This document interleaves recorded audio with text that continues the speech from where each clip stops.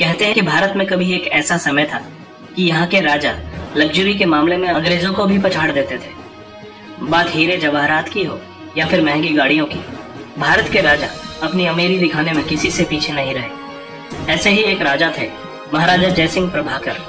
अलवर के महाराजा ने luxury car बनाने वाली कंपनी रोल्स रॉयस को जब अपना गुरूर दिखाया तो वो भी उसे देखकर दंग रह गए।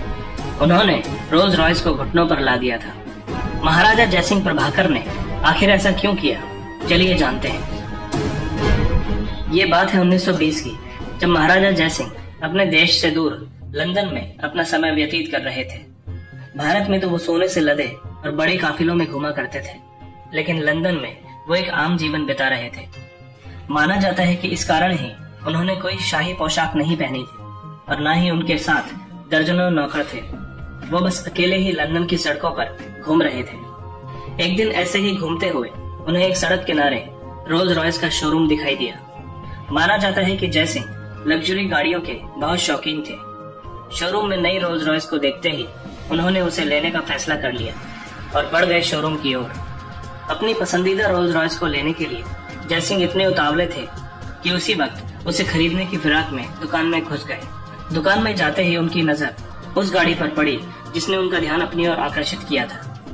वो उस गाड़ी को निहारने लगे और अब उनके फीचर्स और दाम के बारे में जानने के इच्छुक थे। उन्होंने पास में ही खड़े एक अंग्रेज सेल्समैन से गाड़ी के बारे में पूछा। उस सेल्समैन ने महाराजा जयसिंह को देखा और गुस्से में आ गया, क्योंकि जयसिंह बिल्कुल ही साधारण कपड़ों में वहां गए थे। सेल्समैन को लगा कि वो कोई गरीब भारतीय है। उस सेल्समैन ने तुरंत ही जयसिंह को गाड़ी के बारे में बताने से इनकार कर दिया और उन्हें बाहर का रास्ता दिखाने लगा। कहते हैं कि जयसिंह इस तरह से अपनी बेइज्जती होते हुए भी गुस्सा नहीं हुए, बल्कि शांत खड़े रहे। थोड़ी देर और उस सेल्समैन ने महाराजा की तौहीन की और फिर उन्हें शोरूम से बाहर निकाल दिया। महाराजा जयसिंह ने अपने गुस्से को काबू में रखा, क्योंकि वो अपने अपमान का बदला अपमान के जरिए ही लेना चाहते थे। वो दुकान से निकल गए और सीधा चल दिए अपने होटल की तरफ। महाराजा जैसे ही होटल पहुंचे वो बहुत ही ज्यादा गुस्से में थे। अब उनके दिमाग में बस एक ही बात चल रही थी, उन्हें रोल्स रॉयस को सबक सिखाना है। वो एक बार फिर से अपने राजा के रूप में आए। उन्होंने उस शोरूम को खबर पहुंचाई कि अलवर के महाराजा यहाँ गाड़ी खरीदने आ रहे हैं। खबर सुनते ही शोरूम के बाहर रेड कार्पेट बिछा दिया गया। उनके आगे हर किसी ने अपना सर झुकाया। उन्होंने आते ही सीधा 7 रोल्स रॉयस का ऑर्डर दे दिया और उसी समय उनका दाम कैश में चुकाया। इतना बड़ा ऑर्डर सुनकर शोरूम में हर कोई हैरान हो गया।